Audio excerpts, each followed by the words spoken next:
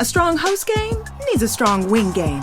Add Popeye's wings to your game day spread, and the crew won't just be cheering, they'll be salivating. With 8 bold, crispy Louisiana flavors to satisfy everyone's taste buds, our wing game is strong enough to always get you the W. At $5.99 for a 6-piece, order bone-in or boneless for your next watch party. Someone just wrapped up the title of Most Valuable Host. Have that chicken from Popeyes. At participating U.S. restaurants, price may vary, tax extra. What's up, everybody? This is Dark Macek with Brutally Delicious, coming at you through a review of Hazzerd's brand new album, The Third Dimension.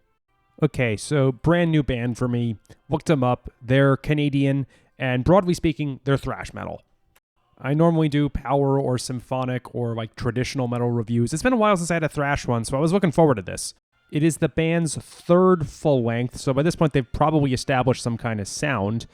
I'm just unfamiliar with it. So here goes nothing. Something like Warbringer meets Havoc. It's for sure a modern sound that was probably influenced by Creator or influenced by bands that were influenced by Creator. There was something of a thrash revival about 15 years ago. It started out with like Evil and Warbringer, and then some others joined in. I think this fits in very nicely with that style. Of note here, we have a very exciting guitar player, or maybe it's 2 guitar players, I don't know. It's really hard to make guitar solos stand out in this style of music, and this dude did it. When you don't have easy melodic hooks underneath, and instead you're doing like jagged rhythms, it's hard to create that kind of melodic solo, or even an exciting one when things are that chaotic. Somehow it happened. Cool, so let's talk about some songs. Interdimension, somewhere in that Warbringer Havoc Vector mix. I'm sure this song would go over great live. Most thrash does. Of note, unfortunately, the vocals are a little too low in the mix, so it's hard for me to find a comparison except saying that it's on the harsher side, and it sounds like stuff that's influenced by Creator, but doesn't really sound like Petroza. This song has about as many vocal lines as Wake Up Dead by Megadeth. There's lots of guitar here without being terribly self-indulgent. I did say Wake Up Dead and not Hangar 18. Unto Ashes. Really fun gang vocals here, again, reminding me of Warbringer. It sounds like something that could have been off of Worlds Torn Asunder. It is the same violent vibe while also somehow having semblance of a sing-along. How do you do that? Here is a really exciting guitar solo. One that is worth revisiting. Deathbringer. Okay, really nice melodic one. I think this maybe could have been a Skeleton Witch track.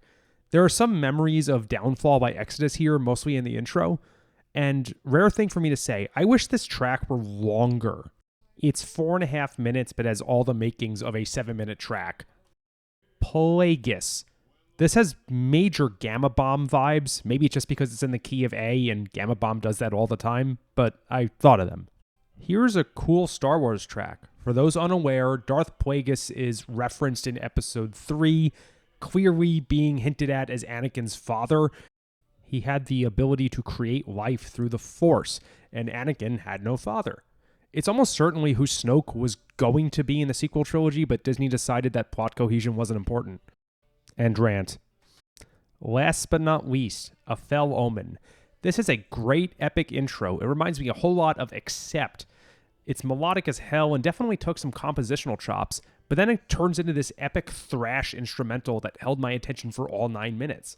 I kept thinking vocals are going to come in now, but they never did. But in a way, they didn't need to. It's just that climactic. So it's pretty rare that a lot of modern thrash gets my attention. I like vocal melodies, I like traditional song structure, and thrash is kind of anti that a lot of the time. I wholeheartedly believe this album is clever and melodic enough not to get sucked into those tropes. My only wish is that the vocals were higher in the mix, because I bet this singer has a distinctive personality, it's just too low for me to hear right now.